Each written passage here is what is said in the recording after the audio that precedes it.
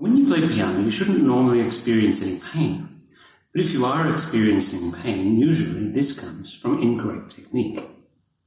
If you get tension or stiffness in your hands, wrists or forearms, it could be that you're playing an advanced piece too fast before you've fully learned it, or it could be, in part, because you haven't warmed up before playing it. But it's also quite likely that some bad habits are creeping into your playing technique. So the first thing to check is that you're warming up properly and that you're playing with correct hand shape and wrist position as demonstrated in my earlier videos. The next thing is to not play your pieces at full tempo until you can first play them comfortably at a slower tempo. But even with doing these things, if you're still finding that you're inclined to tighten up through your hands, wrists or forearms as you play, then you need to learn to relax your wrists as you play. And there are three aspects to this. One, understanding the right amount of hand and wrist tension required playing piano. Two, knowing how to banish excess tension. And three, using natural flowing arm movements as you play. What is the right amount of wrist tension for playing piano? With either hand, play a note on the piano, and as you do, let your hand flop off the edge of the keyboard like this, so just hanging down, barely hanging on with the tip of your third finger. So this is what you might call 0% wrist tension. Now with your other hand, take a pen, place it under your wrist, and using the pen, lift your wrist.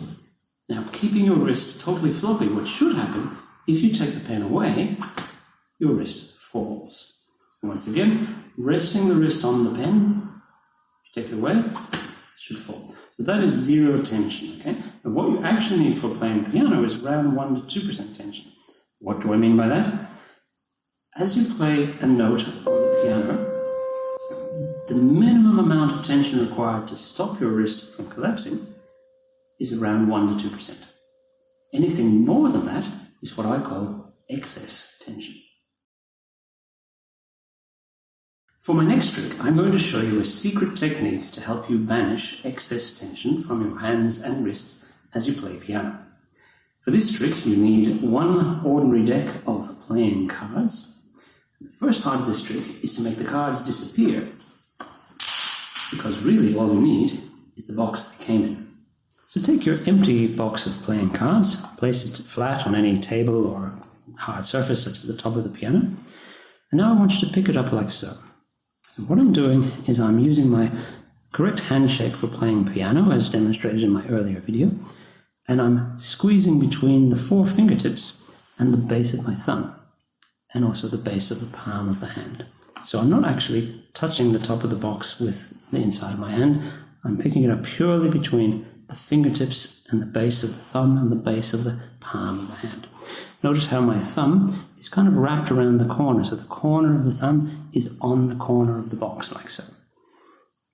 Now, once you've got used to picking up the box with the minimum amount of tension required to lift it off the table or piano, what you want to practice is this. Simply moving your hands. Try waving, and try almost as if you were playing a scale up and down. Basically these gentle, expressive arm movements. You can rotate your wrists as you go. And the idea is that now your wrist is free enough to be able to move in a relaxed way, but you still have that 1 to 2% tension in your wrist, which will stop it from collapsing, and you still have the ability to grip with your fingertips despite, having a relaxed wrist. A lot of people think that when you play piano, your fingers go up and down and your arms go from side to side in straight linear movements, but that's not the case.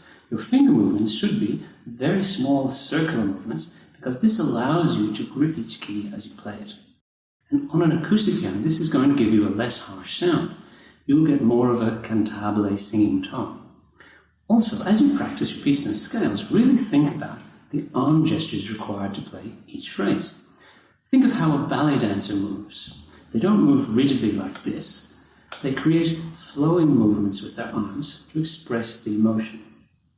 So even practicing something as simple as a 1-octave C major scale, try practicing just the arm movements. So without playing any keys, move your arm and hand as you would when playing the scale expressively. Now do the same thing while playing on the keys.